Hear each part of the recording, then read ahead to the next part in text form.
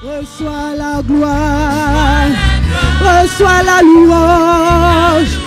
Dieu, tu es saint, Dieu, tu es grand. Reçois la gloire et la louange. Dieu, tu es saint, Dieu, tu es grand. Reçois la gloire et la louange.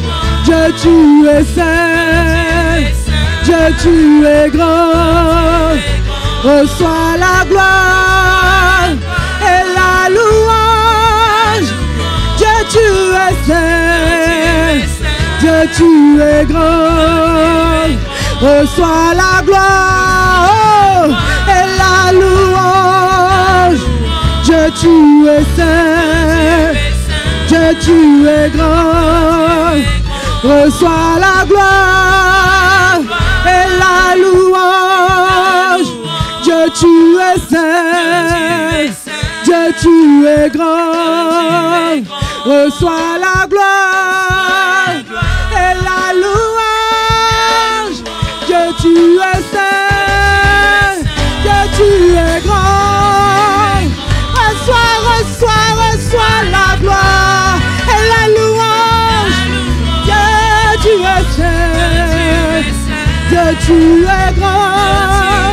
Reçois la gloire et la louange.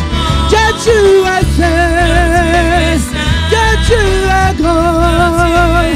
Reçois la gloire et la louange. Dieu, tu es saint, Dieu, tu es grand. Alléluia, alléluia, alléluia. Gloire à toi, Seigneur. Gloire à toi, Jésus. Oh, gloire à toi, ma Père. Gloire à toi. Nous nous tenons debout dans ta présence et nous t'acclamons, car tu es digne de recevoir ces acclamations. Tu es digne, tu es digne, tu es digne, ma Père. Tu es digne, oh, tu es digne. Tu es digne, tu es digne, tu es digne.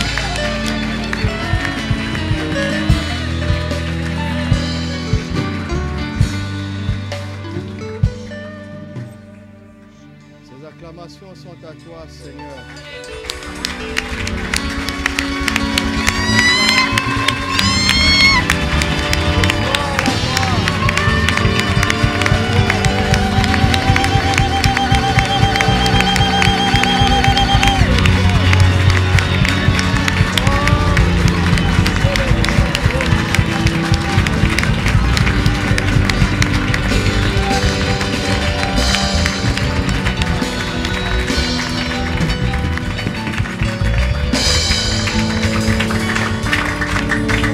Amen, amen, amen. Alléluia. Asseyons-nous dans sa présence. Gloire à Dieu. Gloire à Dieu. Et bienvenue dans sa présence. Par sa grâce, nous allons continuer. Je voudrais simplement demander à tous les pasteurs et aux anciens d'aider le peuple à pratiquer la présence de Dieu et la parole de Dieu. Durant tout ce mois de janvier, amplifiant cette parole du Seigneur. Amen. Gloire à toi. C'est un bug technique, ne vous en faites pas.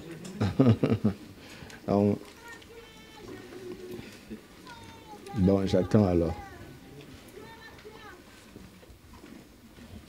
Je peux continuer? Ok.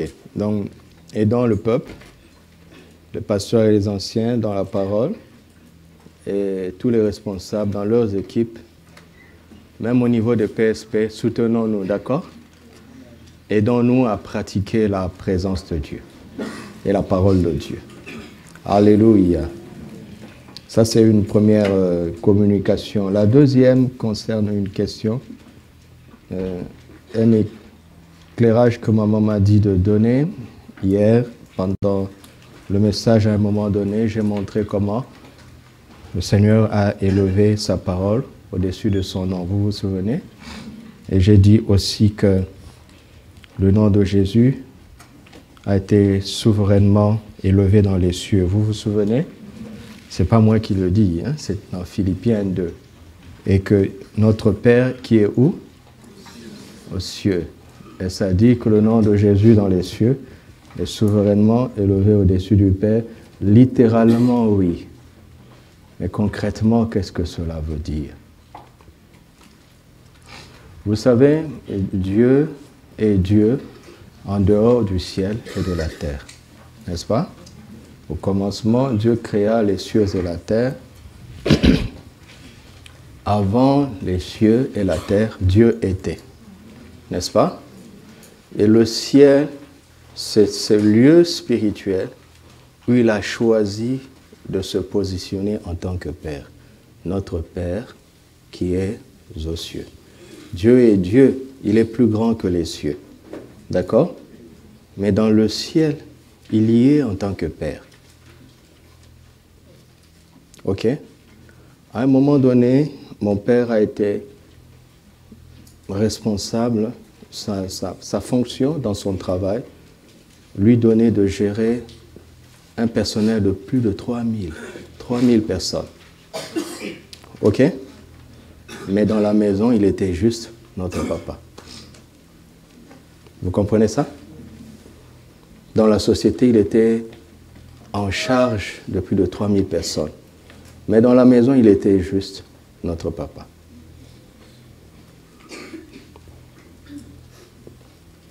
On ne pouvait pas le réduire à ce qu'il est dans la famille. Il est beaucoup plus grand que ça. Il était beaucoup plus grand que ça. Mais dans la maison, peu importe les titres, il était juste notre papa. Et dans le ciel, Dieu est notre Père. Et dans le cadre du ciel, il a élevé le nom de Jésus au-dessus de lui-même. Qu'est-ce que cela veut dire? Cela veut dire que tout ce que Jésus décide dans la famille de Dieu, papa ne peut pas s'y opposer. Quand Jésus nous dit de demander au Père, au nom de Jésus, vous vous souvenez? Il n'a pas dit demander à Dieu. N'est-ce pas? Il a dit demander au Père en mon nom. Parce que dans le cadre familial, Dieu est notre Père, mais le nom qui est au-dessus, c'est le nom de Jésus. Vous m'entendez? Je vais descendre à notre niveau pour que vous compreniez. Dans le cadre de l'assemblée locale de Casablanca, le pasteur principal, c'est pasteur Arlette. Dans le cadre de l'église locale, elle est au-dessus de moi. Non? Si vous ne le saviez pas, je vous le dis. Elle est au-dessus de moi dans le cadre de l'église locale. Il n'y a rien, quand j'ai eu la pensée de faire quelque chose ici, je dois lui dire pour qu'elle valide et qu'elle répercute. Mais je suis plus grand qu'elle, en dehors du contexte de l'église locale. Et ainsi de suite. Je ne peux pas aller imposer quelque chose dans le GSR de célébration ou dans tous les GSR sans d'abord communiquer avec l'ancien qui est en charge de ce GSR. C'est comme ça que l'autorité et le pouvoir s'exercent. Ce sont des notions d'autorité. Quand vous confiez la responsabilité à quelqu'un et que vous outrepassez cette personne, vous manquez d'intégrité. Et Dieu est comme ça. Vous avez compris? Et ainsi de suite, dans le cadre du mariage, le mari est au-dessus de son épouse. En dehors du cadre du mariage, l'homme n'est pas au-dessus de la femme.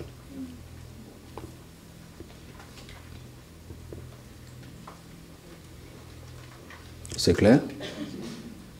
Dieu a décidé qu'il en soit ainsi. À cause de ce que Jésus a fait, il a souverainement élevé son nom dans les cieux. Rien ne peut être fait dans le ciel sans le nom de Jésus. Ni sur la terre d'ailleurs. Mais Jésus dit, je m'en vais au Père, et mon Père est plus grand que moi. Réjouissez-vous de ce que je m'en vais au Père. Donc, il a reçu une position d'autorité, mais il n'oublie pas la grandeur de celui qui a donné cette position. Il s'emmène quelque chose de merveilleux. Le royaume de Dieu a des vérités merveilleuses. Du genre, le Père honore le Fils et le Fils honore le Père. Le Père honore le Fils et le Fils honore le Père. Jean-Baptiste savait ça. Il honorait Jésus et Jésus l'honorait. N'est-ce pas? Jean-Baptiste dit qu'il y a parmi vous quelqu'un qui est plus grand que moi. Je ne suis pas digne de délier la couronne de ses sandales. Et Jésus est venu se faire baptiser. Jean-Baptiste dit non, non, non. Il dit non, il est bon que nous accomplissions ce qui est juste. Il y a une justice dans le royaume. Il y a l'ordre dans le royaume. Alléluia. C'est pour cela que l'évangile que nous prêchons, c'est l'évangile du royaume. La religion ne fonctionne pas.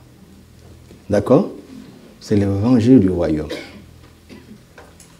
La soumission qu'une épouse doit à son mari nous est demandée dans le cadre du royaume. Parce qu'un mari qui n'est pas soumis au roi des rois, la femme qu'il a épousée est en danger. Si elle se soumet à 100% à cet homme,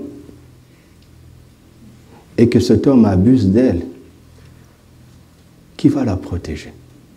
Mais il y a quelqu'un au-dessus de lui. Vous entendez?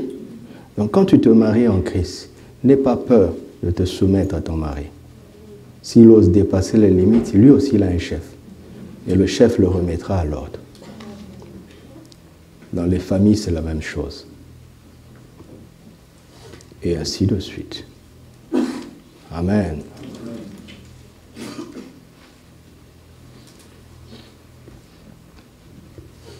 Aujourd'hui, dans le Torrent, nous prions pour l'Allemagne, n'est-ce pas? Ne négligez pas ça. Même 5 minutes. Priez et bénissez cette nation. N'oubliez pas aussi la lecture quotidienne de la Bible. C'est 4 versets par jour. Mes chers étudiants, c'est beaucoup plus facile de le faire petit à petit tous les jours que de faire un marathon de 3 mois. D'accord? Alors cette année, vous n'allez pas faire le marathon de 3 mois. Pendant les 3 mois, nous allons étudier des sujets importants. Mais tous les jours, nous allons continuer la lecture quotidienne. Je voudrais que tout le monde ait son torrent tous les jours et que tout le monde lise la Bible tous les jours. Alléluia. Qu'il accepte. Éteignez-moi à ces choses-là. Ce n'est pas respectueux. D'accord? Faisons-le ensemble. Cette année, toute l'Église va lire la Bible en entier. Amen. Simplement, lisons tous les jours. Cette année, tout le monde va pratiquer la présence de Dieu à partir de sa parole. Amen. Faites-moi confiance. Suivez simplement ce que je vous dis. Je vous assure, je vous promets que dans la simplicité de cette obéissance, il y a une gloire qui arrive, qui va être magnifique. Elle va être magnifique. Elle va être magnifique. Mais dans la simplicité de l'obéissance quotidienne. Alléluia. Est-ce que nous sommes d'accord? N'oubliez pas non plus les sujets de vos vœux. Nous allons poser des actions prophétiques ce soir. J'ai 2 messages importants aujourd'hui. Le premier dans cette phase. Après, nous aurons une petite pause pour revenir sur un message encore très important. Et après, nous aurons un temps de bénédiction et de prière prophétique. Simplement encore. pour préparer l'année de la meilleure manière. C'est la première semaine de l'année, en fait. Nous sommes en train de préparer notre année. Amen. Est-ce que vous êtes prêts à continuer? J'ai envie de vous apprendre 2 cantiques. Vous le voulez? Je vais vous apprendre 2 cantiques.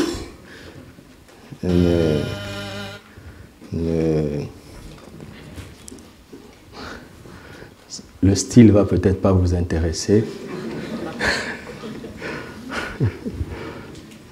Vas-y, mais play. Et nous allons chanter ensemble. C'est facile. Douce présence du Saint-Esprit. Du Saint-Esprit, souffle sur moi, remplis ma vie. Douce présence Chantez avec moi. du Saint-Esprit, souffle sur moi, remplis ma vie. Écoutez les paroles. Le refrain, on chante ensemble. Et le couplet, on l'écoute.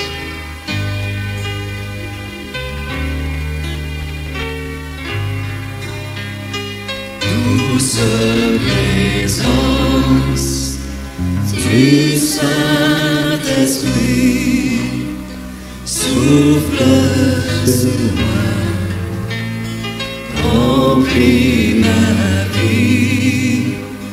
Douce présence du Saint-Esprit, souffle sur moi, remplis ma vie. Ta parole est une lampe à mes pieds, une lumière sur mon sentier. Saint-Esprit, viens souffler sur ma vie. Viens me révéler Jésus.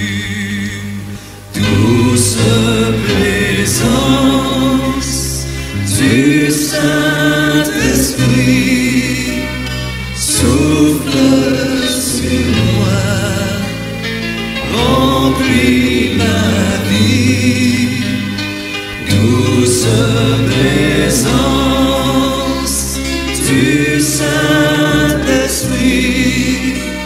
souffle sur moi, remplis ma vie.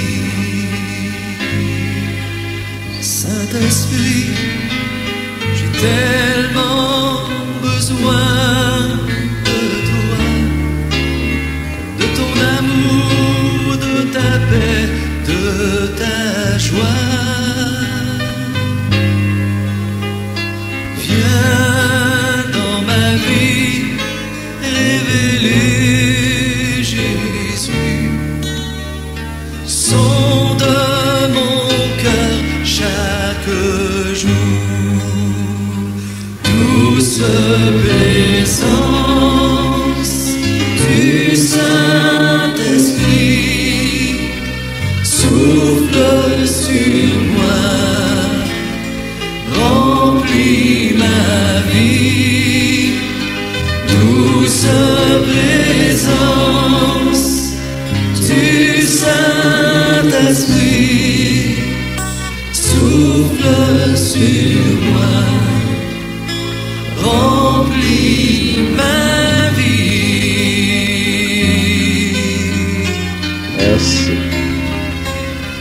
Vous pouvez arrêter. Vous voyez, c'est un cantique très inspiré, très scripturaire. À la deuxième partie, je vais vous apprendre un autre. Un deuxième. Alléluia. Nous allons parler de la crainte de Dieu. Les victoires divines et la crainte de Dieu. Nous allons voir ce que Jésus enseigne, d'accord, sur la crainte de Dieu. Vous savez,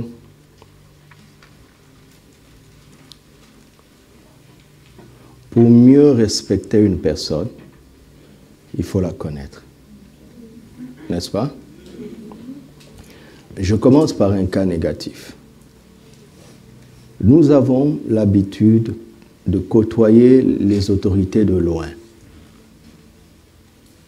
Par exemple, moi qui vous parle, vous me voyez de loin. Vous me côtoyez à l'église. Et parce que je suis pasteur, il y a un respect qui s'impose de par ma position, de par ma fonction, n'est-ce pas? Le respect est naturel. Si vous venez vivre avec moi, partager mon quotidien, deux choses vont se passer. Soit votre respect va augmenter, soit vous ne me respecterez plus du tout. N'est-ce pas? Parce que ce que je suis est plus important que ce que je fais. Ce que je suis dans le secret est plus important que ce que je suis en public. Quand vous vivez avec une autorité et que vous vous rendez compte qu'elle est hypocrite, qu'elle ne vit pas ce qu'elle dit, cela déteint sur le respect que vous lui devez. Il devient beaucoup plus difficile de respecter une autorité qui ne s'en montre pas digne. N'est-ce pas? N'est-ce pas? Par contre, si vous entrez, comme on dit, dans le 6 mètres de cette autorité et que vous vous rendez compte qu'il vit ce qu'il dit et que même il ne dit pas tout, cela augmente le respect. Pas vrai? J'ai remarqué dans le ministère, souvent on disait, quand j'ai commencé à servir le Seigneur, dans le contexte où nous étions, dans la tranche de l'adolescence, les enfants des familles chrétiennes, les enfants des familles des autorités de l'Église, les enfants des anciens et des pasteurs, ce sont eux qui nous posaient le plus de problèmes. Dans le contexte où j'ai commencé à servir le Seigneur, dans la jeunesse de mon Église. Alors que moi, vous savez, je ne suis pas né dans une famille chrétienne dans le sens d'une famille née de nouveau qui pratique la parole de Dieu. Il n'y a jamais eu de culte familial dans notre famille. La première fois que nous avons prié ensemble en famille, c'est parce que nous avions peur des sorciers. Nous avions trop de problèmes. Et j'avais déjà, je pense, 17 ou 18 ans, 19 ans. J'avais déjà 19 ans. Vous vous rendez compte? Et j'étais en admiration des enfants qui avaient commencé. Je n'ai pas fait l'école du dimanche, par exemple. Et comme je dévorais la Bible, j'étais en admiration des enfants qui étaient nés dans ce cadre-là. Je passais mon temps à leur dire, si vous saviez quelle grâce vous avez d'avoir fait les codymes, vous vous rendez compte? Si vous saviez. Et à un moment de mon apprentissage dans le ministère, j'ai rencontré une catégorie d'enfants issus de familles chrétiennes qui étaient très, très, très loin du Seigneur. Et ils étaient difficiles à évangéliser parce que peu importe le verset que vous citiez, ils le connaissaient.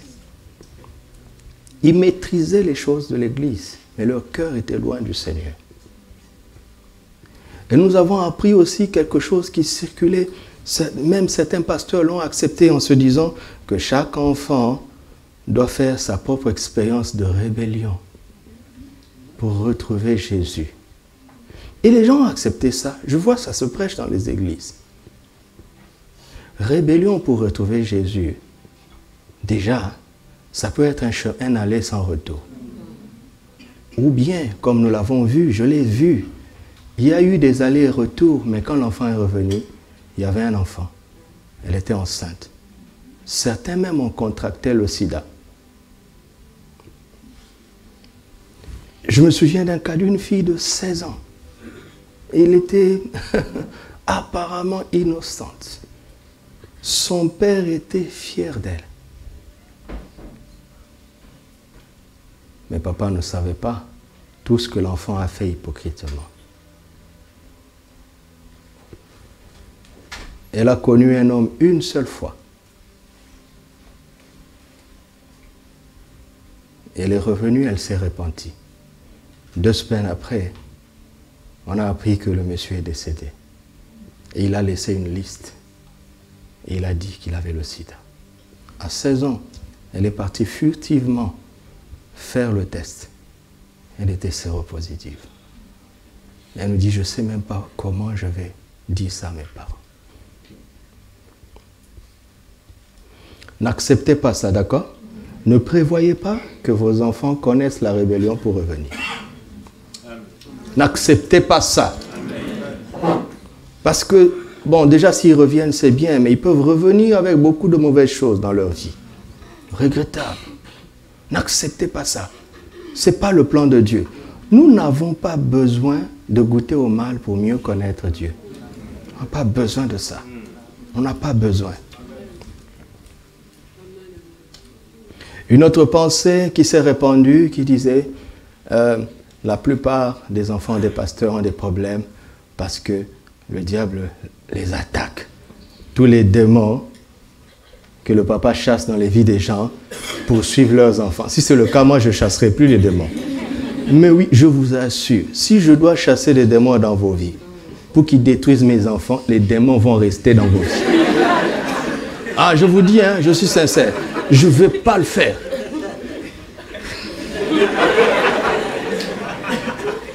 Les démons, ils vont faire comment pour toucher à mes enfants? Comment ils vont faire? Je vais bien les chasser. Et ils se tiendront toujours loin de mes enfants à cause de mon nom. Donc n'acceptez pas ces idées-là. Ok? Mais en creusant, j'ai compris pourquoi certains enfants des pasteurs ou bien qui viennent de familles chrétiennes sont rebelles. C'est très simple. Papa ne vit pas à la maison ce qu'il dit à l'église. Et c'est dégoûtant. C'est dégoûtant. C'est dégoûtant.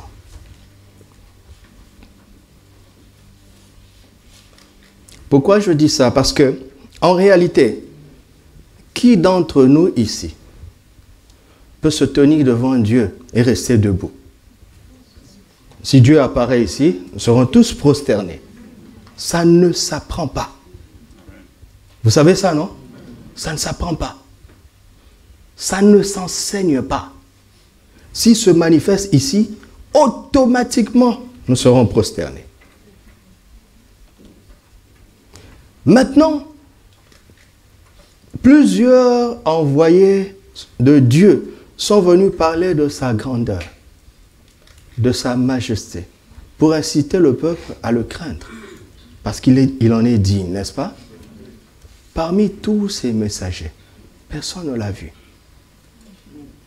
Leur message à eux tous était approximatif. Mais quand Jésus est venu nous parler du Père, il nous parle de quelqu'un qui connaît. Il dit, personne n'a jamais vu Dieu, si ce n'est le Fils, si ce n'est celui qui est descendu, le Fils de l'homme, qui est sur la terre. Le message le plus complet sur la crainte de Dieu est celui qui sort de la bouche du Seigneur.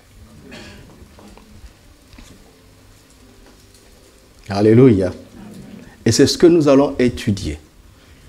Le message de Jésus sur la crainte de Dieu. Comment est-ce que Jésus a manifesté la crainte de Dieu? Alléluia. C'est ce que nous allons apprendre. Mais pourquoi nous parlons de la crainte de Dieu alors que nous sommes là, n'est-ce pas? Ils ne te feront la guerre, mais ils ne te vaincront point. Donc on est toujours dans notre texte. Jérémie chapitre 1, verset 8. Jérémie 1, verset 8. Ne les crains point, car je suis avec toi pour te délivrer. Versets 16 à 18. Je prononcerai mes jugements. C'est pour ça qu'il est bon de le craindre. Parce qu'il y aura un temps de jugement. Vous m'entendez? Il y aura un temps de jugement. Je prononcerai mes jugements contre eux à cause de leur méchanceté. Parce qu'ils m'ont abandonné et ont offert de l'encens, c'est-à-dire de l'adoration à d'autres dieux. Et parce qu'ils se sont prosternés devant l'ouvrage de leurs mains. Et toi, saint terrain, lève-toi et dis-leur tout ce que je t'ordonnerai. Ne tremble pas en leur présence, de peur que je ne te fasse trembler devant eux. Voici, je t'établis en ce jour sur tout le pays. Et ça, c'est ce que le Seigneur nous a dit. Comprenez l'application littérale de ce texte, et je continue. Comme une ville forte, une colonne de fer et un mur d'airain, contre les rois de Juda, contre ses chefs, contre ses sacrificateurs et contre le peuple du pays. Ils te feront la guerre, mais ils ne te vaincront pas, car je suis avec toi pour te délivrer, dit l'Éternel. Amen. Il dit ne les crains point. On commence par la crainte que nous pouvons avoir des hommes. La crainte que nous pouvons avoir de l'adversaire. Ok? Parce que je suis avec toi pour te délivrer. Si Dieu doit te délivrer, cela veut dire que cet adversaire est quand même redoutable. Ok? Vous m'entendez? Si tu es dans une situation telle que il n'y a que Dieu qui puisse te délivrer, c'est que cette situation est grave. D'accord? C'est que cet adversaire jouit d'un grand pouvoir. Ok? Un tel pouvoir que si Dieu ne te délivre pas, tu es foutu. Ok? Et quand tu es dans une situation où aucun homme ne peut te délivrer, il y a de quoi trembler, n'est-ce pas? Il y a de quoi trembler. Il y a de quoi avoir de la crainte. Il y a de quoi avoir très très très peur. Parce que l'adversaire là est méchant et il est puissant. Mais comme Dieu est tout puissant, s'il est pour nous, qui sera contre nous? Ok? Alors, la première chose, Dieu veut que notre conscience de sa présence nous immunise contre toutes sortes de peurs. Qu'est-ce que j'ai dit?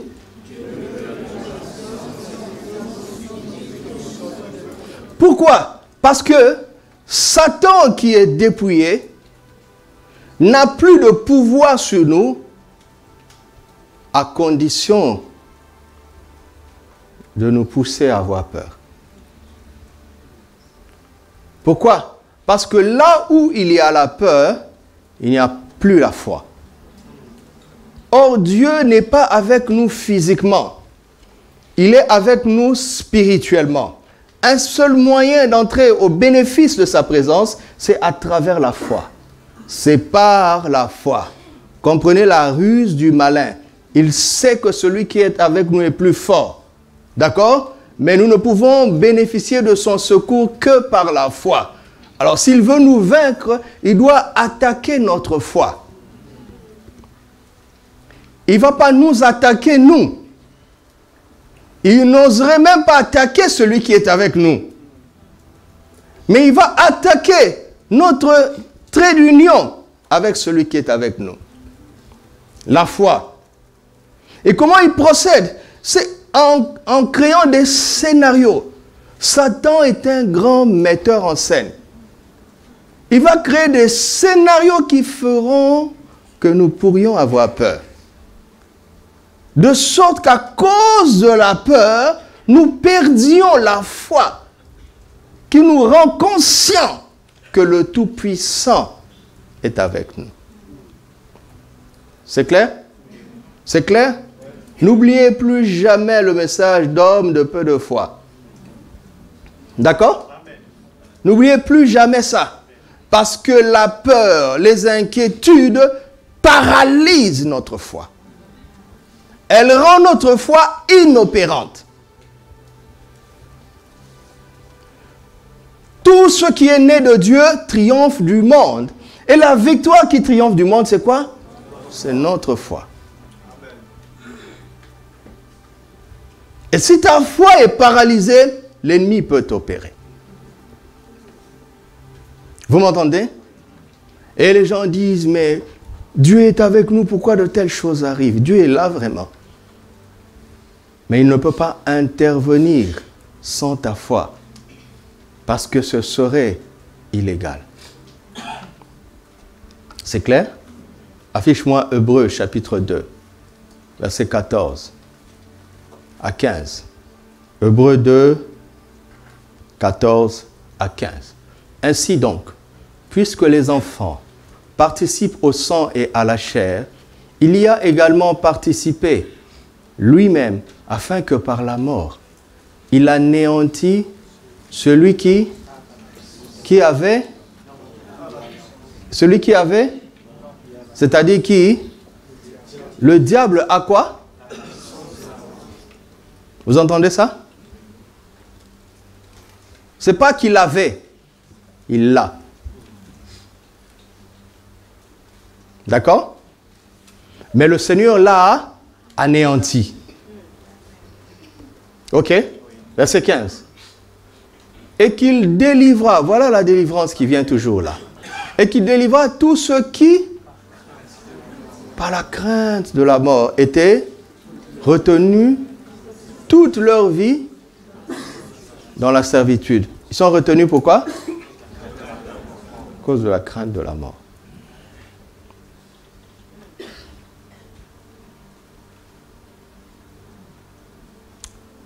Comment je vais expliquer ça?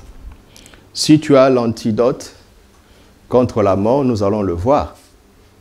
Tu n'as plus peur de la mort. N'est-ce pas?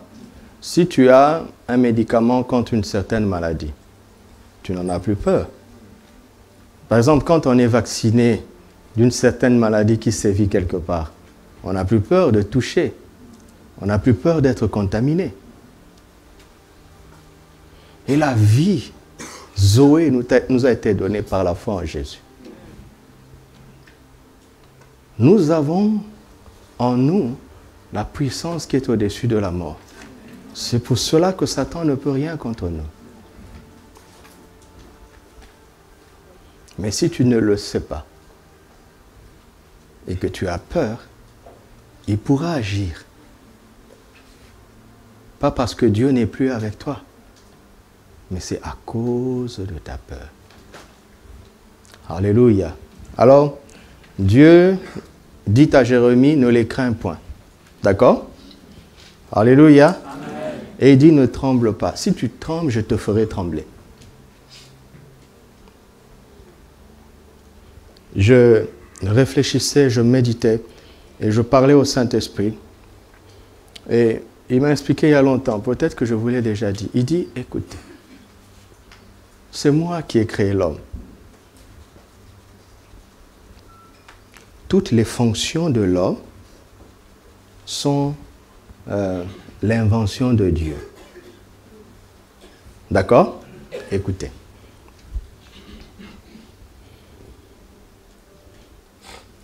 La joie, la capacité de ressentir de la joie, ça vient de Dieu. La capacité de ressentir de la tristesse, ça vient aussi de Dieu.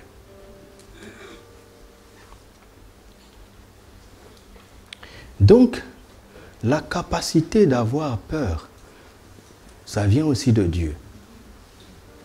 Vous savez que la peur peut nous protéger de beaucoup de choses. La douleur, par exemple, elle peut te protéger. Si tu ne sens rien et que tu mets ta main sur le feu, ta main va être brisée. Mais la douleur crée en toi un réflexe qui protège ta main. Donc, ressentir la douleur est une invention divine. Alléluia. Donc, Dieu a créé l'homme avec la capacité de craindre, avec la capacité de trembler. Mais pourquoi? Pour qu'il le craigne, lui, et pour qu'il tremble devant lui. Vous entendez? Le péché et la chair, au courant de l'année, nous allons approfondir la question de la chair. La chair fait quoi? Elle détourne juste le bon usage des choses que Dieu a créées. Par exemple,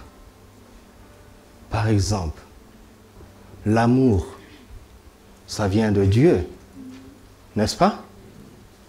Mais vous savez ce que la chair fait avec l'amour? Vous savez, non? Vous ne savez pas? L'appréciation, ça vient de Dieu. Mais la chair peut transformer ça en convoitise. N'est-ce pas? Le désir d'avoir beaucoup de biens vient de Dieu. Vous ne croyez pas? Écoutez, si l'or et l'argent vous appartiennent et que vous êtes un père, quel est votre rêve pour vos enfants? Hein? C'est qu'ils soient très très très pauvres? Ce serait normal? Non. Donc le désir de posséder de grands biens vient de notre papa. Parce qu'il a rempli cette terre de grandes richesses pour nous, ses enfants. Mais dans quel but? C'est pour faire du bien. C'est pour aider. Mais la chair prend soin pour rendre cupide, puissant pour dominer sur les autres. Vous comprenez? Alors, je reviens dans notre sujet. La crainte, le tremblement est une invention divine. Afin qu'on le craigne et qu'on tremble devant lui. Ok? C'est pour ça qu'il dit, ne les crains point. C'est moi que tu dois craindre. Ne tremble pas devant eux, sinon je te ferai trembler.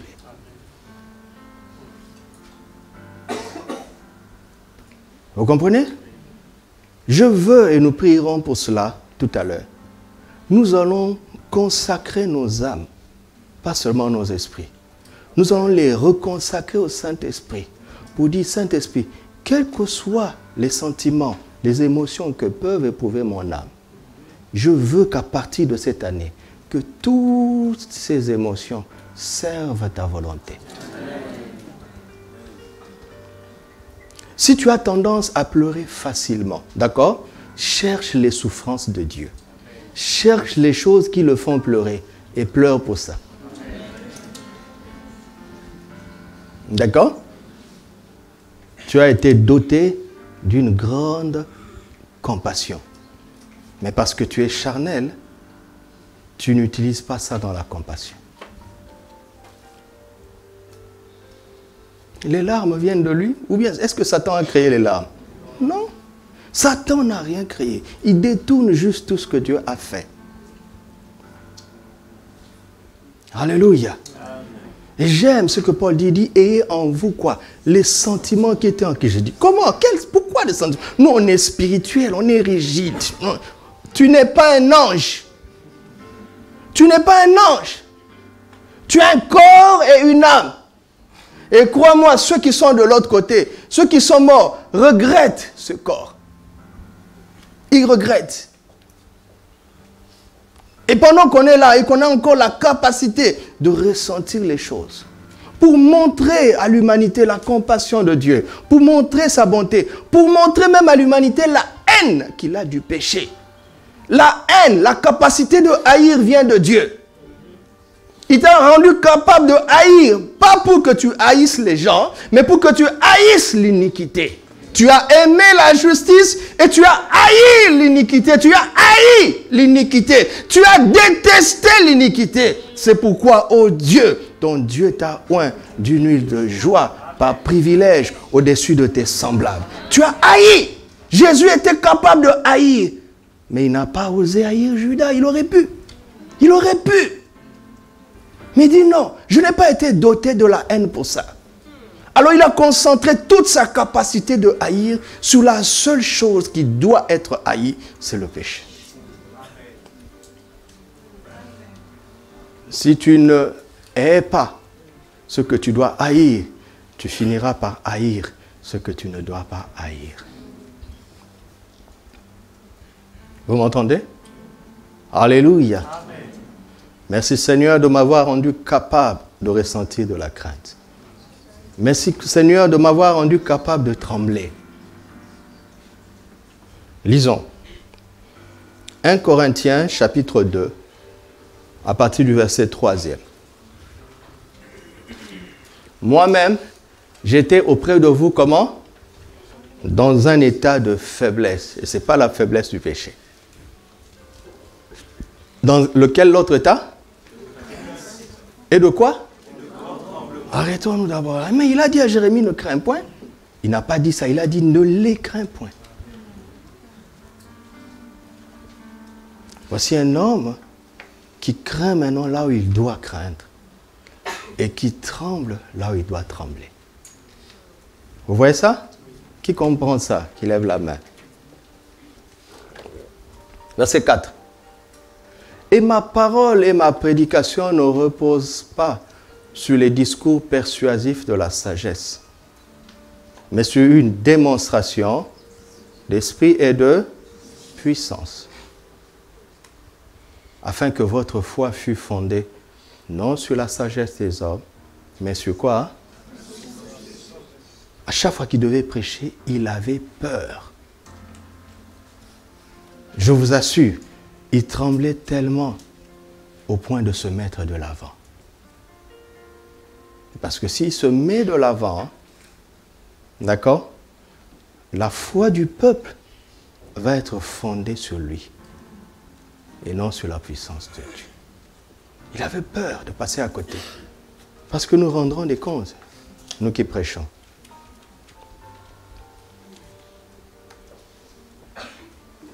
Ma première éducation chrétienne, notre pasteur insistait tellement sur la parole de Dieu qu'il ne parlait jamais de ses expériences surnaturelles. C'est après sa mort que maman, son épouse, nous a raconté comment Jésus visitait régulièrement leur maison. Le pasteur n'a jamais osé dire ça. Il a ressuscité plusieurs morts, il n'a jamais osé nous le dire. C'était sa discipline extrême, parce qu'il ne voulait pas que le peuple place sa foi sur ses expériences à lui, qui sont des grâces. C'est pour ça que je ne raconte pas mes expériences. Je l'ai appris à l'école maternelle, dans mon église, d'où je viens. Mais il m'a dit de raconter quelque chose aujourd'hui. Une fois, on était en réunion ici, comme ça, avec vous. Et à un moment de l'adoration, Jésus est venu devant. Je n'ai pas vu son visage, mais il était en robe et avec quelque chose qui le couvrait. Il ne nous a pas regardé, il a posé la tête. Là où j'étais assis, je dis, Seigneur, qu'est-ce que ça veut dire? Et les gens ont commencé à prier très fort. Et l'Esprit m'a dit, ces personnes ont senti qu'il est là. Elles ont senti. Ils ne l'ont pas vu, mais ils ont senti. L'atmosphère a changé parce que le Seigneur est venu devant. Et là où j'étais en train de prier, l'Esprit m'a dit, regarde. Je ne regardais pas avec les yeux parce que j'avais mes yeux fermés. Je me suis vu venir pour prêcher. Et quand Jésus était là, et je suis entré en lui, à l'intérieur de lui, pour prêcher. Et le Saint-Esprit m'a dit, tu as le choix entre prêcher étant en lui ou prêcher et être en dehors de lui.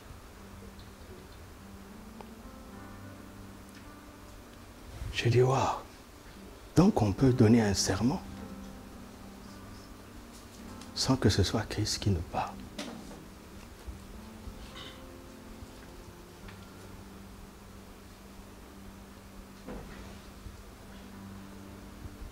Mon étude sur la présence de Dieu, maman l'a vu, c'est 7 sujets. Je ne vous en ai donné que 2. La présence et la parole. Pourquoi je me suis arrêté? Pourquoi je fais ça? Parce qu'il y a des choses qui m'apprennent dans ma chambre. Quand je viens pour exercer le ministère, soit je parle, ou bien j'entre en lui pour le laisser dire la portion qu'il sait que vous avez besoin.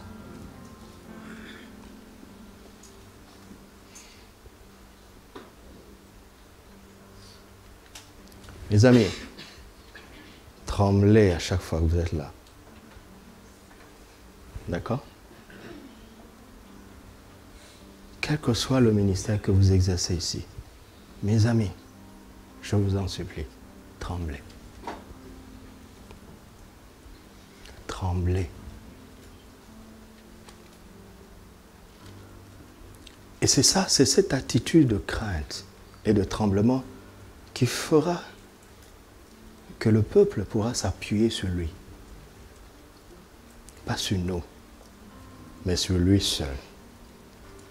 Alléluia. Éphésiens 6, versets 5 à 8. Éphésiens 6, 5 à 8. Serviteurs, obéissez à qui? À vos maîtres selon la chair. Qui sont vos maîtres selon la chair? Ce sont vos patrons dans vos lieux d'entreprise. Ils ne sont pas chrétiens. Il dit comment? Avec eux? Dans la simplicité de votre cœur, comme à Seigneur. Qu'est-ce que tu me dis là? Je connais mon patron. Il est musulman. D'autres disent qu'il est franc-maçon. Et tu me demandes de lui obéir comme à toi?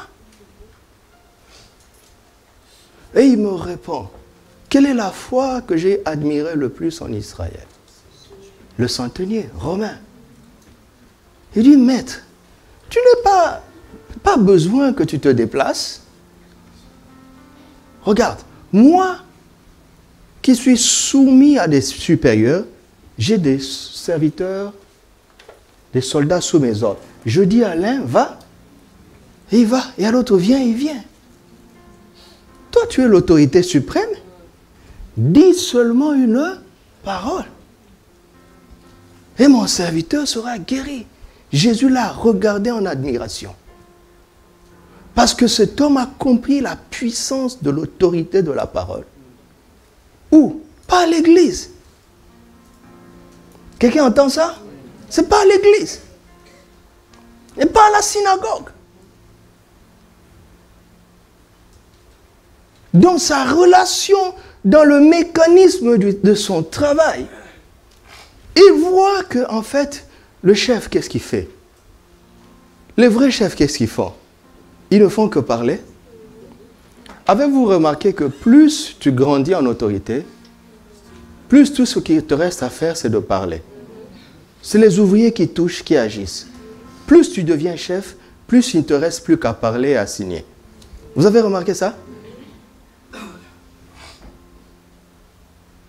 Parce que le vrai pouvoir a toujours été sur la parole. Et plus même tu grandis à l'autorité, moins tu cries. Tu n'as même plus besoin de crier. Et certains, même quand ils atteignent une dimension, c'est juste le regard. Fais ça, c'est fini. Vous comprenez ça? Christ sait, il voit dans ton attitude envers tes supérieurs la crainte que tu as de lui.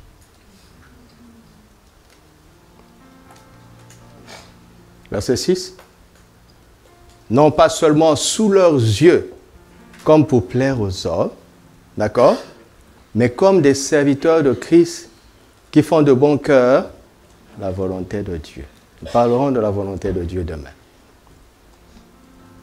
Et il dit, servez-les comment? Avec empressement. Comme servant le Seigneur. Et non les hommes. Il dit, ne soyez pas nonchalants dans votre service. Ne soyez pas nonchalants. Dites-vous toujours, si je devais le faire à Jésus, comment je le ferais? Et je veux vous dire comment Jésus parle. Il voit la nonchalance avec laquelle tu fais les choses. Il sait que tu ferais la même chose avec lui. C'est pour ça que plus on est spirituel, plus on a un comportement de cette façon partout dans la vie. Prophétiser, ce n'est pas être spirituel, c'est exercer un don spirituel. Parler en langue, ce n'est pas être spirituel, c'est exercer un don spirituel. Vous entendez?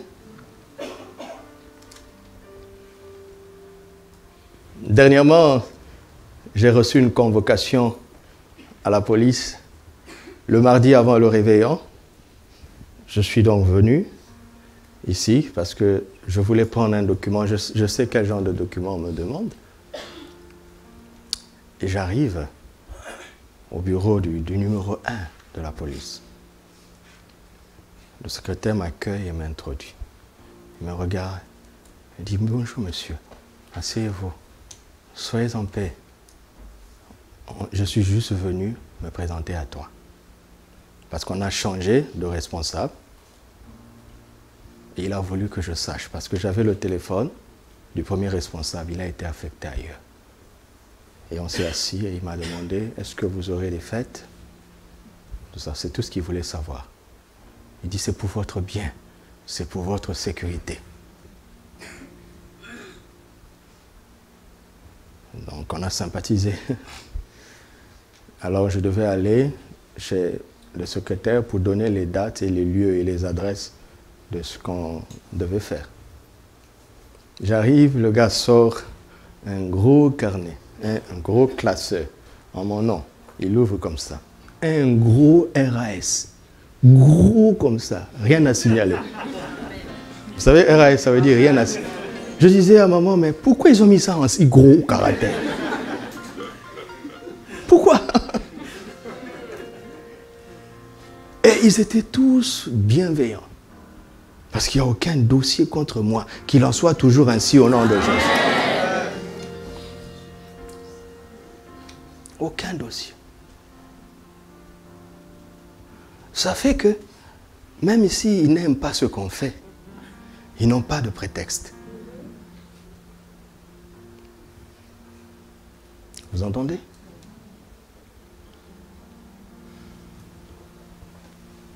Quel autre passage encore? Philippiens chapitre 2, versets 12 à 13.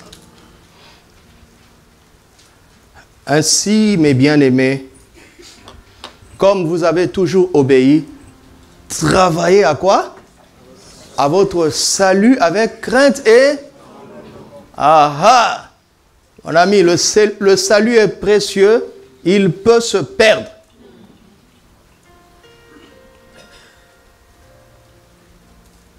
Non seulement comme en ma présence, mais bien plus encore maintenant que je suis absent.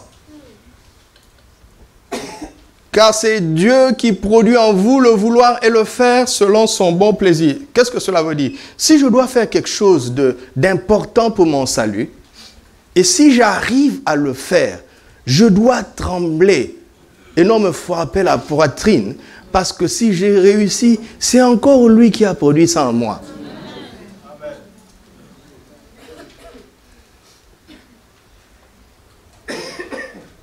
Colossiens chapitre 3, verset 22. Colossiens 3, 22. Serviteurs, obéissez en toutes choses à vos maîtres selon la chair, non pas seulement sous leurs yeux, comme pour plaire aux hommes, mais avec simplicité de cœur. Dans quoi? Hein? Vous voyez, au-delà de la crainte, il y a quelque chose de récurrent. Il y a une musique qui revient. Il y a un refrain là. Il dit, pas seulement sous leurs yeux. N'est-ce pas? Voilà. C'est pour cela qu'il est important d'étudier le sujet de la crainte de Dieu sur la bouche de Christ. Parce que la religion La crainte que la religion prêche, c'est une fausse crainte. Elle fabrique des hypocrites. Comme certains disent, à l'église, tout le monde, il est beau, tout le monde, il est gentil. Nous, on ne prêche pas ça. Moi, je ne prêche pas ça. Je ne prêche pas ça. La crainte de Dieu n'est pas d'abord quelque chose d'apparent. C'est une réalité et une attitude intérieure, évidemment, qui se montre de l'extérieur. Alléluia. C'est pour ça qu'on ne dit pas, il faut vous voiler, mes sœurs. Mais on vous demande d'être sobre. C'est tout.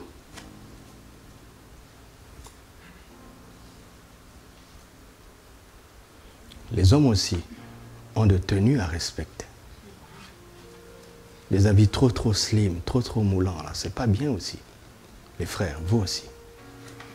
Surtout quand tu as fait un peu de muscle, tu veux montrer.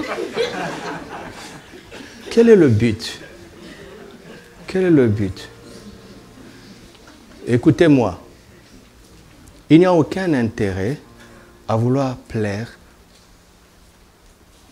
aux autres sœurs. Tu vas gagner quoi? Tu vas créer des problèmes dans les âmes des gens. Vis toujours pour plaire à ta femme. Et chaque femme doit vivre pour plaire à son mari. C'est quoi cette affaire de sortir à la maison en espérant avoir des compliments à tout bout de champ? Vous savez que parmi nous, il y a des gens qui sont encore faibles. Vous ne le savez pas? Alors, à cause d'eux, modérez un peu la longueur de vos jupes. D'accord? Mes frères, et à cause d'elles, de celles qui sont encore faibles, soyez sobres. Ok? D'accord? Mais certaines églises choisissent de mettre des lois. On me parlait d'une église où c'est pas la peine. C'est pour aérer un peu que je raconte. Dans cette église-là, quand un frère voit une sœur, enfin, quand il s'intéresse à une sœur, qu'est-ce qu'il fait? Il va voir le pasteur. Et il dit, pasteur, je m'intéresse à telle sœur. Bref. Et c'est au pasteur d'appeler la sœur et de lui dire, voici ton mari. C'est quoi cette affaire? Quand ça va chauffer là-bas, c'est comme ça que ça se passe. Le pasteur doit d'abord prier pour que Dieu lui dise que c'est elle. C'est vraiment facile pour les frères là-bas. Hein? Regarde, comment une sœur va faire pour dire non?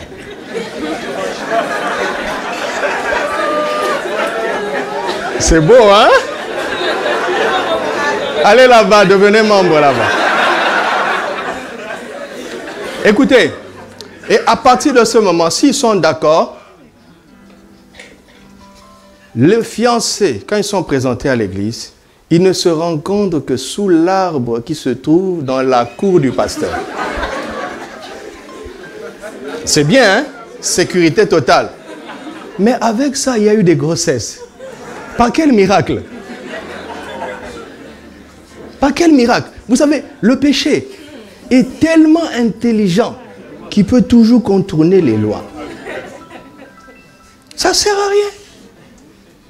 Ça sert à rien. Nous devons semer la crainte dans les cœurs. De sorte que l'on soit là ou que l'on soit absent, il y a quelqu'un qui est toujours avec nous. Et d'ailleurs, il est en nous. Regardez Jésus. On lui reprochait d'être dans la compagnie des gens de mauvaise vie. C'est vraiment écrit. On dit que c'était un ami des publicains et des gens de mauvaise vie. Mais ils ne sont pas allés jusqu'au bout. Regardez quand il est entré dans la maison du voleur Zachée. Qu'est-ce qui s'est passé? Regardez quand il a rencontré la femme pécheresse. La pécheresse est devenue une adoratrice. En 1 minute.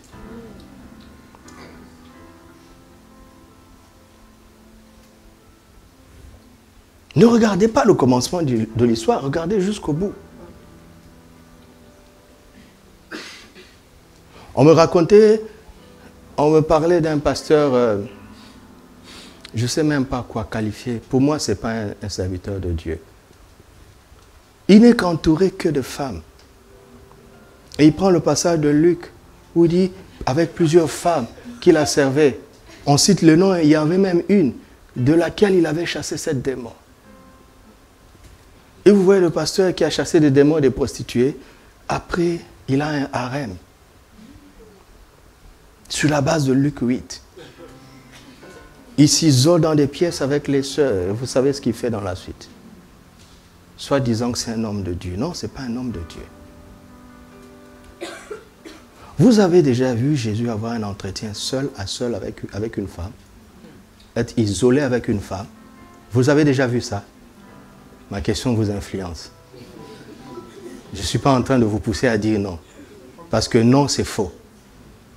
Jésus s'est retrouvé seul une fois avec une femme, la femme samaritaine. Mais c'était en plein air. Vous entendez? En plein air. Quand on dit que Jésus a été tenté en toutes choses, vous savez ce que ça veut dire? Vous pensez que la tentation se limitait à transformer les pierres en pain? Hein? Prosterne-toi? Non! Satan lui a envoyé des femmes pour la séduire. Mais il est inséduit quoi? Continuez. Inséduit quoi? Bon, ce que vous avez dit là.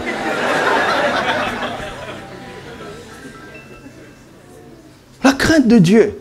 La crainte de Dieu doit conditionner les habitudes de votre vie.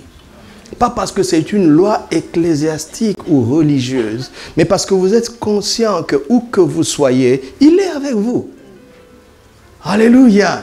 Écoute, s'il est avec moi maintenant, donc je ne serai jamais seul. Si j'imagine que je peux faire quelque chose sans que quelqu'un me voie, alors je suis en train de m'imaginer qu'il n'est pas là. Et s'il n'est pas là, ils me feront la guerre et ils me vaincront. Vous comprenez ça? Donc, vous voyez comment la crainte de Dieu amplifie l'idée de la présence de Dieu. Vous voyez comment l'Esprit nous enseigne, comment l'Esprit nous conduit. Je vous ai parlé hier de ces endroits d'onction, n'est-ce pas? Où il y avait la manifestation de la puissance de Dieu de manière extraordinaire. Mais je ne vous parlerai pas des dérives aussi que j'ai vues. Parce qu'ils ont enlevé la crainte. Pas tous. D'ailleurs, l'homme de Dieu n'est pas concerné par ça. Mais je parle d'autres personnes autour.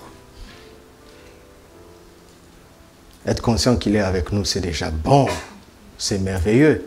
Mais qu'est-ce que cela produit comme réaction?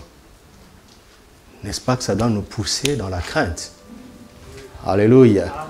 Et voilà, celui qui craint Dieu n'aura jamais à craindre personne.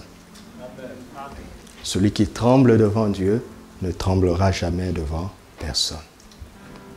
Alléluia. Alléluia. C'est clair? Alors, comment Jésus, le Seigneur Jésus-Christ, a-t-il manifesté la crainte de Dieu? Ok? C'est ce que nous allons voir maintenant pour enrichir notre connaissance de ce sujet important de la crainte de Dieu. Amen. Amen. Ok.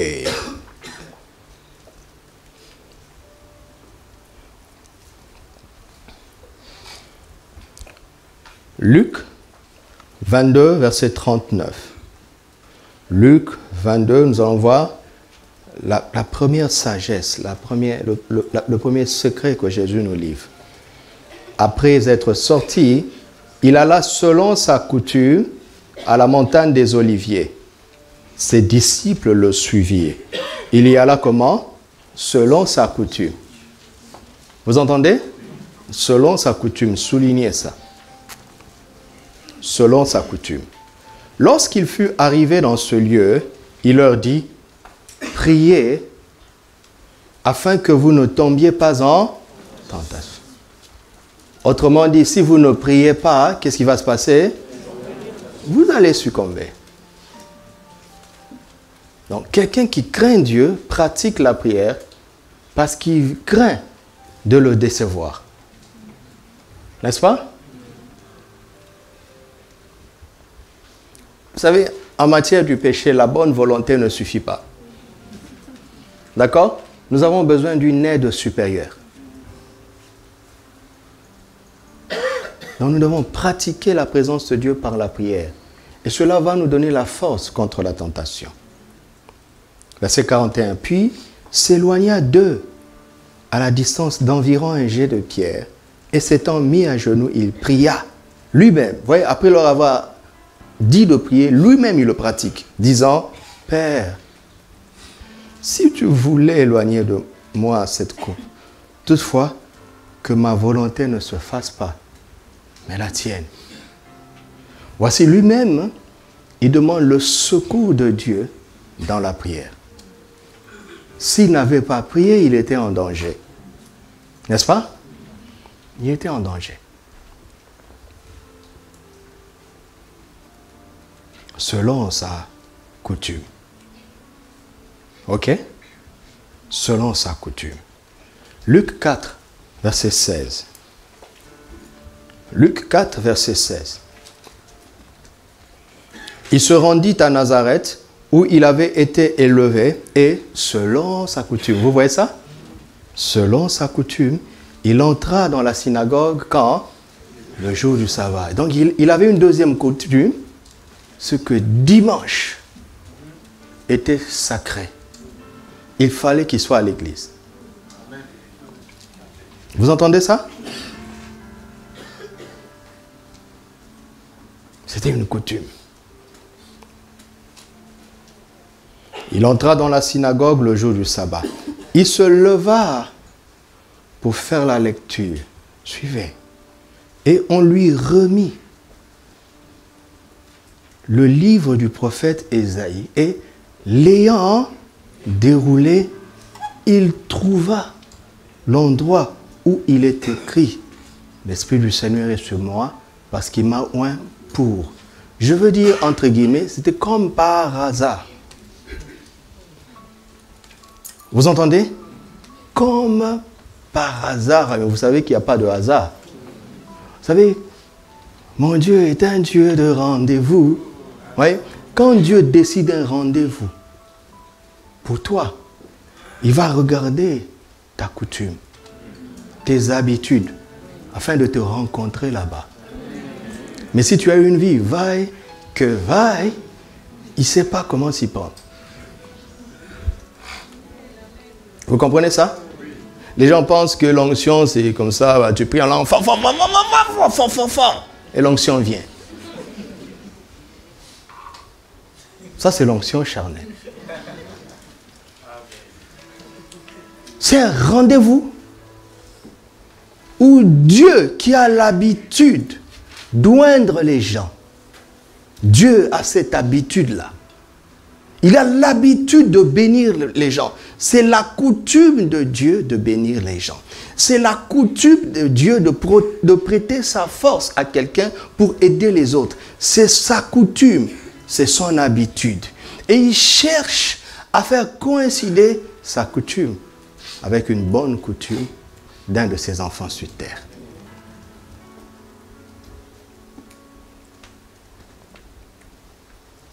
Ok? Qu'est-ce qui a fait que Jésus avait cette habitude d'aller au culte le dimanche? Qu'est-ce qui a fait? Qu'est-ce qui a fait que Jésus avait la coutume de ne pas manquer le culte du dimanche? C'est parce qu'il avait d'abord la coutume d'entretenir sa relation avec Dieu par la prière. Et ça, c'est quotidien. Il craignait tellement Dieu qu'il ne voulait pas succomber à la tentation.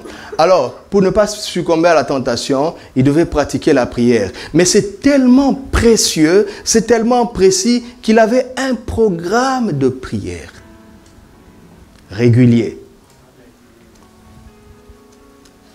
Vous m'entendez? Vous me suivez? Là, je suis revenu dans Luc 22. Il avait un lieu précis. Il avait la coutume de s'y rendre pour prier parce qu'il savait que s'il ne fait pas ça, il va succomber à la tentation. Et n'allez pas me dire que Jésus était tenté une fois tous les 5 jours. Hein? Il n'était pas tenté une fois tous les 5 jours. Donc il avait une coutume quotidienne pour se fortifier dans la crainte de Dieu.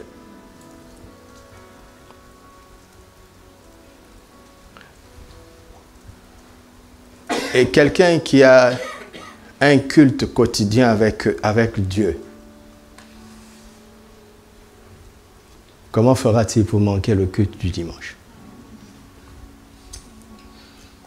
Vous entendez? Et c'est là où, ce jour-là, vous savez, relisons, on est dans Luc 4, verset 16. Il se rendit à Nazareth où il avait été élevé. Et selon sa coutume, il entra dans la synagogue le jour du sabbat. Donc, dans l'église de son quartier, on le connaissait. N'est-ce pas? Le pasteur savait que s'il y a un membre qui sera présent, c'est d'abord Jésus. Amen. Il était sûr de ça.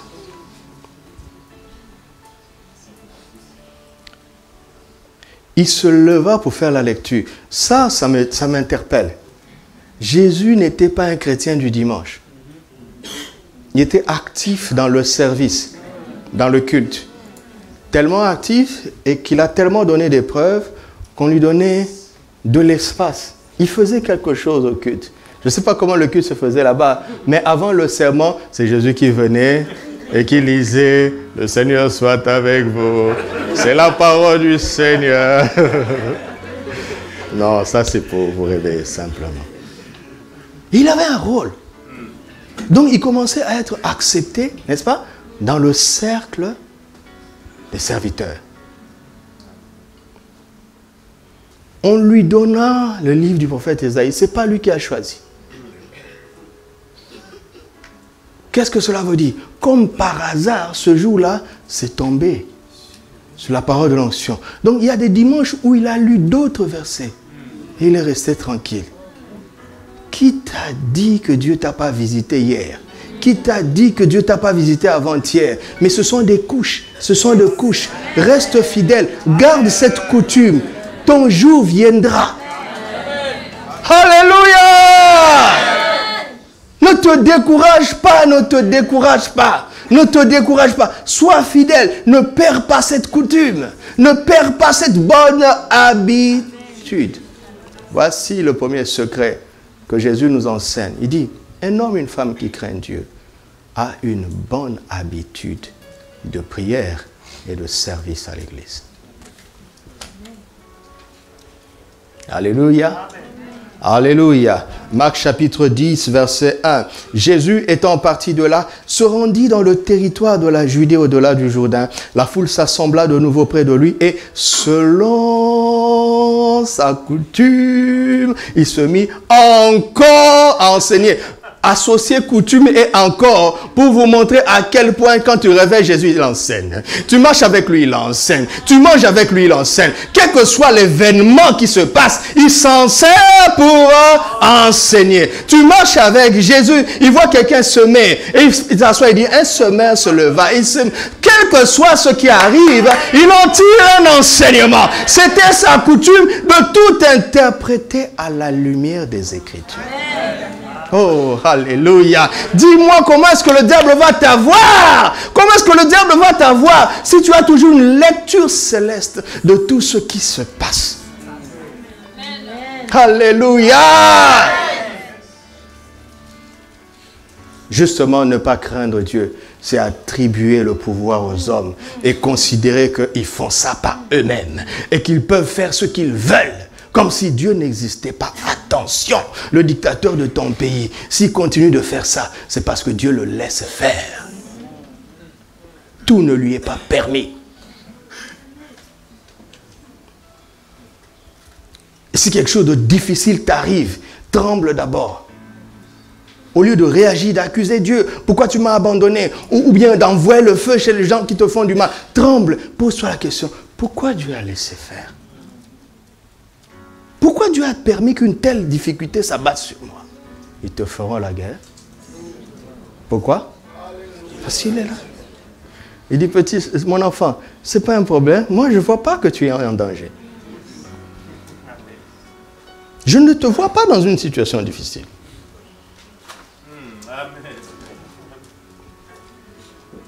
Alléluia. Deuxième élément avec lequel le Seigneur nous enseigne la crainte de Dieu. Luc chapitre 4, verset 35. Luc 4, verset 35. Jésus le menaça disant, tais-toi et sors de cet homme. Et le démon le jeta au milieu de l'assemblée et sortit de lui sans lui faire aucun mal. Regardez, tous furent saisis de stupeur. Pourquoi? Et ils se disaient les uns aux autres, quelle est cette parole? Il commande avec autorité et puissance aux esprits impurs et ils sortent. Les gens sont remplis de peur quand Jésus a commandé à un démon de partir. Et le démon a obéi. Un autre verset va être complété. Marc 1, verset 27. Marc 1, verset 27. Explique la même chose. Tous furent saisis de stupéfaction, de sorte qu'ils se demandaient les uns les autres, qu'est-ce que c'est ci? Une nouvelle doctrine. Il commande avec autorité, même aux esprits impurs, et ils lui obéissent. Jésus manifeste la crainte de Dieu par sa doctrine. D'accord? Sa parole d'autorité était l'expression d'une doctrine qu'il maîtrisait. Vous m'entendez? C'est quoi une doctrine? C'est un enseignement général sur un sujet précis. Il ne s'agit pas de connaître la parole de Dieu un peu ici, un peu là, voyez, un peu ceci, un peu cela. Vous entendez? Non, vous devez être studieux. Chacun doit parvenir à un moment donné où, quel que soit le sujet de la vie, il connaît les grandes lignes du message du royaume. D'accord? Vous m'entendez? Est-ce que vous me suivez? Et quand il voit qu'il y a une influence qui veut contester le cadre de la doctrine, alors il se lève, il part, il dit, ici ça ne se passe pas comme ça. Il y a un ordre à respecter. C'est ça qui vous donne de l'autorité. Vous m'entendez? Non, ne soyez pas des chrétiens qui sont là juste pour écouter des prédications. Non, en 2019, tu dois t'asseoir et te demander quels sont les sujets où je ne connais pas très bien la pensée de Dieu. Alors je vais acheter des livres pour ça. Vous avez entendu mon verbe? Acheter. Vous avez entendu le verbe? C'est quel verbe? Acheter. C'est quel verbe? Acheter. Je vais acheter une série de livres sur des auteurs recommandables pour apprendre la doctrine divine qui concerne ce sujet. De sorte que dans ma vie, si l'ennemi veut mettre un désordre, je le remettrai à l'ordre. Je lui parlerai avec autorité parce que je sais que Dieu n'a pas prévu que dans son royaume, pour tel sujet, il se passe comme ça.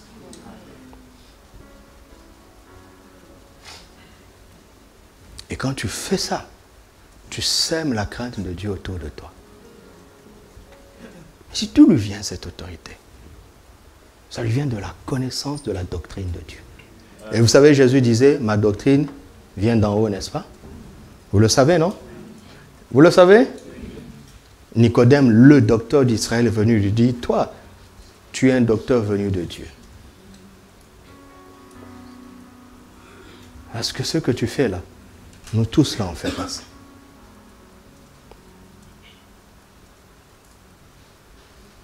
Amen. Jésus inspirait la crainte de Dieu par ses miracles.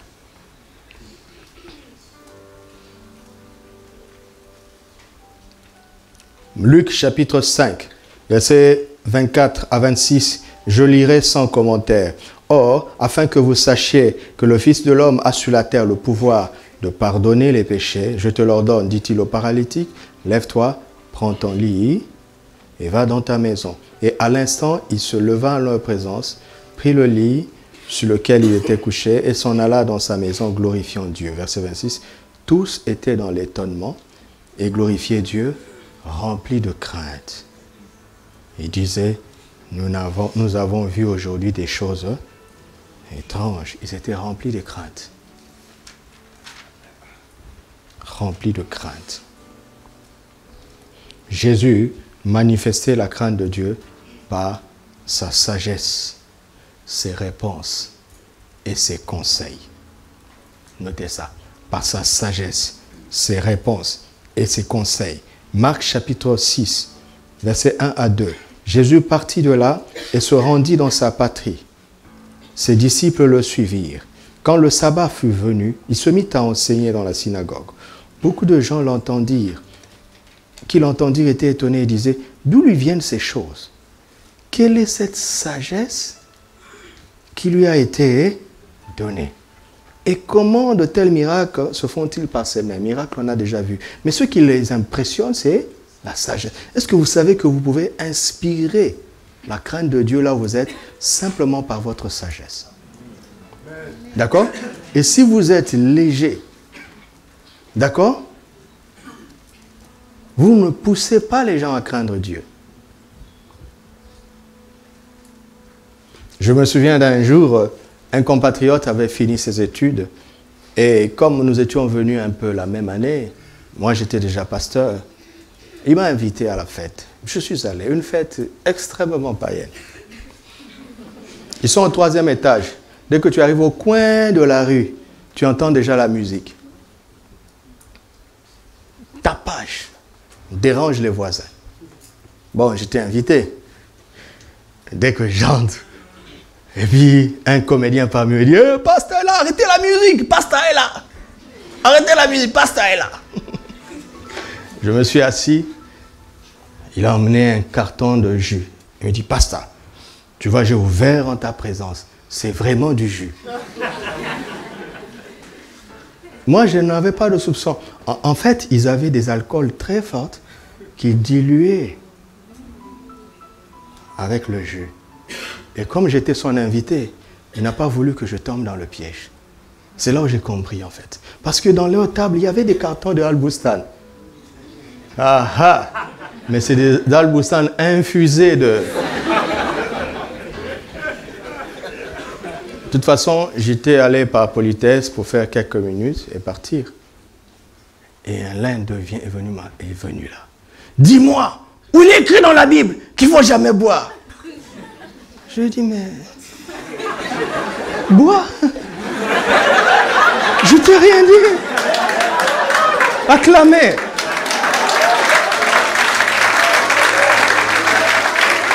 Je t'ai rien dit. Je t'ai rien dit. Il dit non, je ne peux pas boire pendant que tu es là. J'étais content comme ça au fond de moi. J'ai dit, je vais prolonger alors.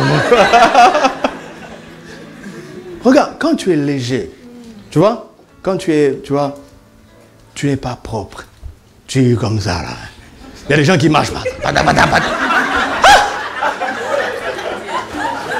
Je trouve ça bizarre.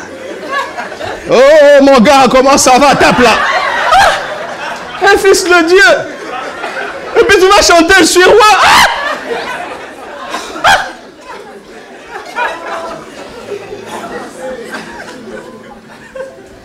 et de la prestance. Quand tu entres quelque part, il faut que l'ordre revienne. Écoute, tu es le temple du Saint-Esprit.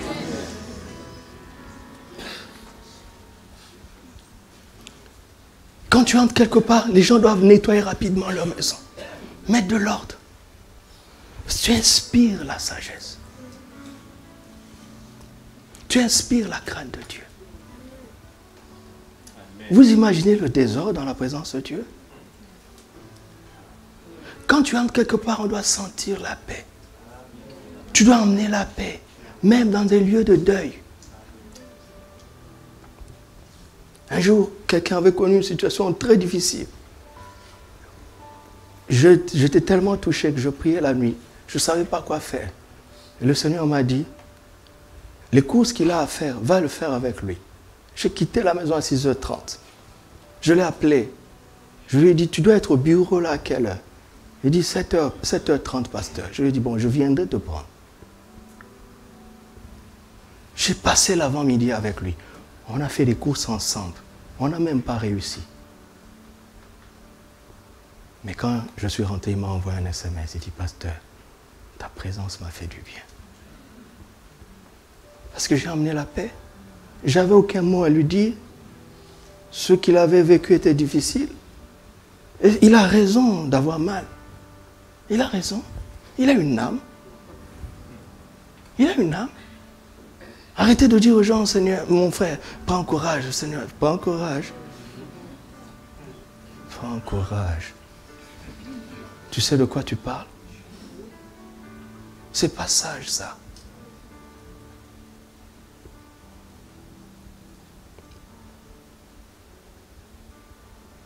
Ça fait que quand tu viens là, tous les démons d'oppression s'en vont. Ils fuient. Vous savez, les gens dépriment parce qu'ils sont attaqués par les démons. Est-ce que vous savez ça?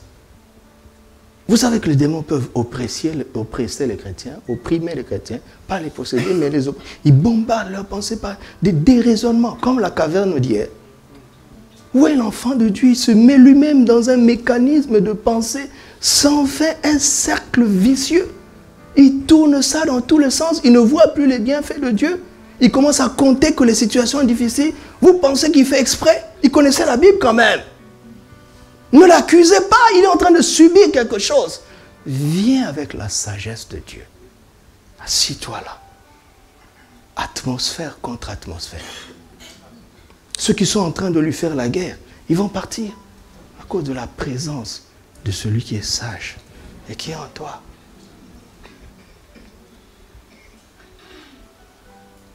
Vous savez, en réalité, être tombé dans le désespoir, c'est manquer de crainte envers Dieu. Est-ce que vous savez ça? Dire à Dieu, Seigneur, tu m'as abandonné, c'est impoli. Il a dit, je suis avec toi tous les jours. En fait, c'est une manière indirecte de lui dire, tu m'as menti, Seigneur. Là, tu n'es pas là. Mais les chrétiens n'osent pas dire ça. C'est manquer de crainte. On ne prêche pas une crainte religieuse hypocrite. Il y a des choses, même dans les pires moments de ma vie, que je ne peux plus dire. C'est très impoli. Je ne suis pas content de ce que je traverse. Je ne suis pas content de ce que je vis. Mais ma bouche ne dira pas ça. Jamais. Je crains Dieu. Je ne suis pas content qu'il laisse faire ce qu'il fait. Mais je le crains tellement que je n'oserais pas dire ça. Alors je ferme ma bouche. Heureusement qu'on prie en langue. Alors je prie en langue. Vous entendez? Les conseils, je vous ai parlé de sagesse, de conseils, n'est-ce pas? Les conseils et de ses réponses. Vous connaissez l'histoire de la femme adultère. Ils ont attrapé la femme, n'est-ce pas? Pour la lapider. Il dit, Moïse a dit, tant. Et toi, que dis-tu? Jésus dit, celui qui n'a jamais péché, il jette le premier la pierre. Personne ne l'a fait. Accusés par leur conscience. La crainte de Dieu s'est installée. N'est-ce pas? Par une réponse. Et après, il regarde et il dit, femme, personne ne t'a condamné. Moi non plus, je ne te condamne. Va et ne prêche plus. Conseil. Vous dites, mais Dieu n'aime pas ça, ma soeur. Conseil. Va et ne pêche plus parce que Dieu n'aime pas ça.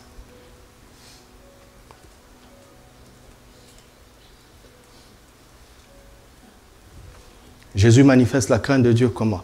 Par la démonstration de la miséricorde de Dieu et son autorité sur le péché. Quand il dit au paralytique, tes péchés te sont pardonnés. Et pour la preuve, lève-toi. Les gens voient. Et si vous lisez le texte, vous allez voir, les gens étaient remplis de crainte quand ils ont vu ça. Comment? Par la démonstration de la miséricorde de Dieu et de son autorité sur le péché. Vous savez,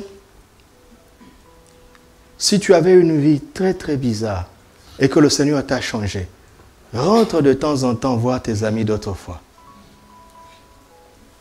pour que ta vie soit comme un livre ouvert. Se rendre compte, mais si Dieu a pardonné quelqu'un comme toi, alors que tu étais le chef de notre gang, il y a de l'espoir pour nous.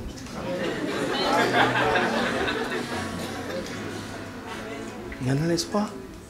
Dieu est bon, mes amis. Il a autorité sur le péché. Les gens sont remplis de crainte. Remplis de crainte. Qu'est-ce que je dois vous dire encore? Un jour, vous connaissez l'histoire de la pêche miraculeuse, n'est-ce pas? Quand il a donné cette parole, jette le filet, et qu'ils ont eu une moisson abondante, Pierre a été saisi d'épouvante. Il dit, retire-toi de moi. Je suis un pécheur. C'est quand il manifeste qui il est. Demandez à Ésaïe au chapitre 6.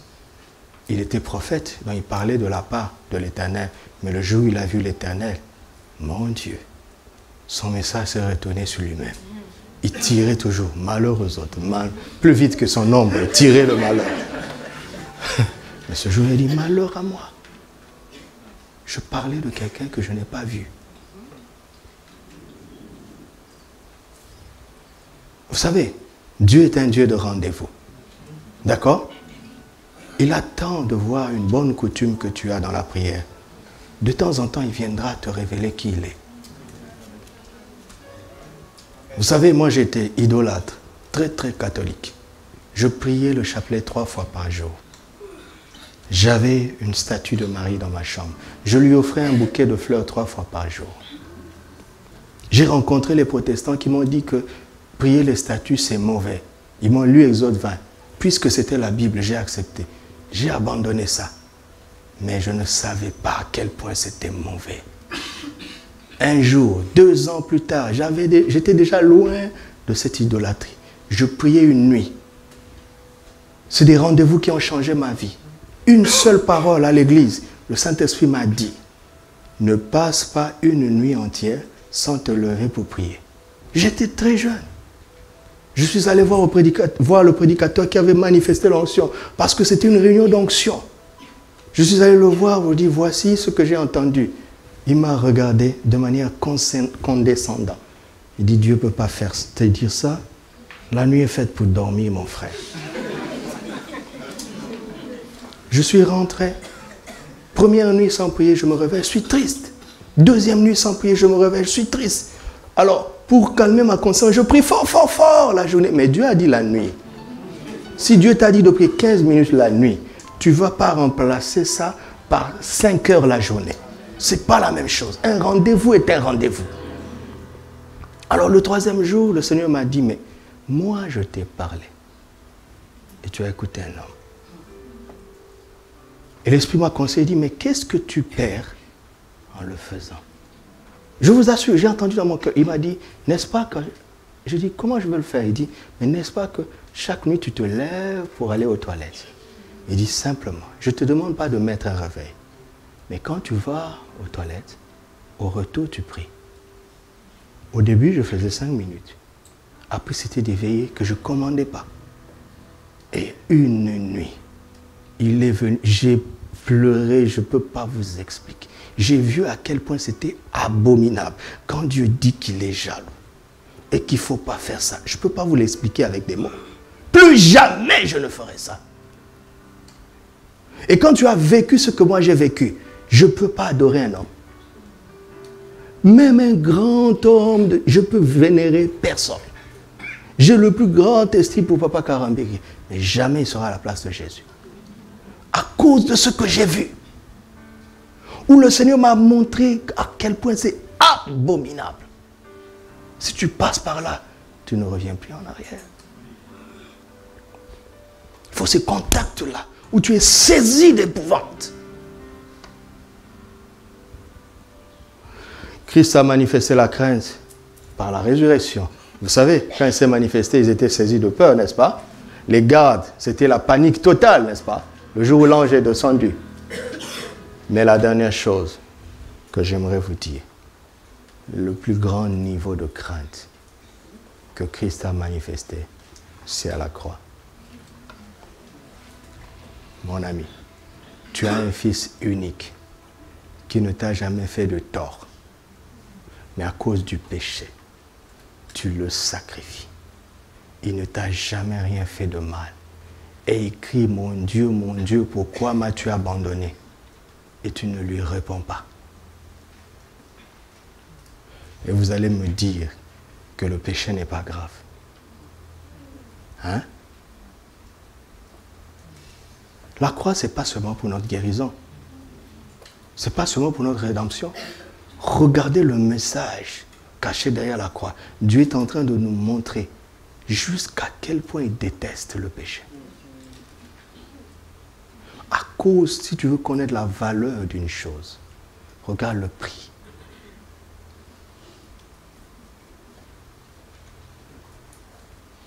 L'idée de la croix, la mention de la croix, doit nous remplir de crainte à cause de ce que Dieu a dû sacrifier pour nous pardonner.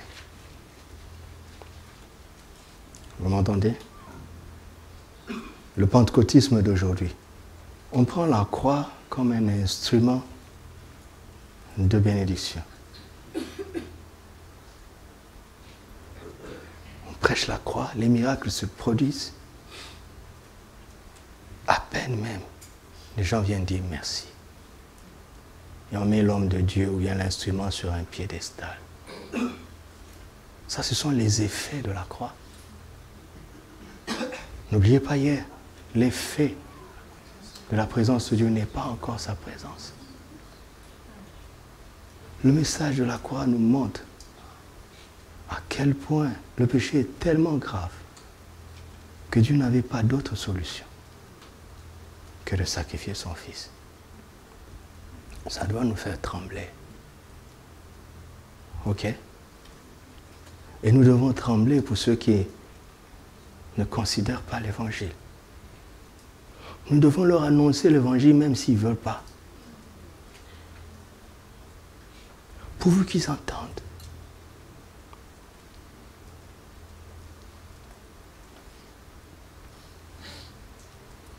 C'est le maximum de la révélation de la crainte de Dieu.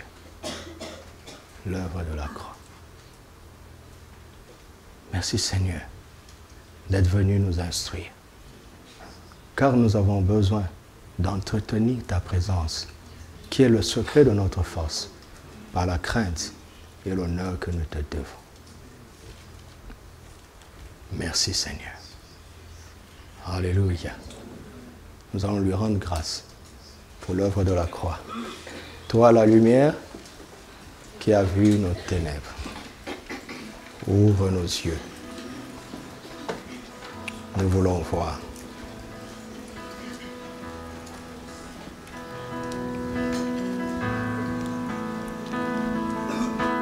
Chantez-le de tout votre cœur et adorez-le de tout votre cœur.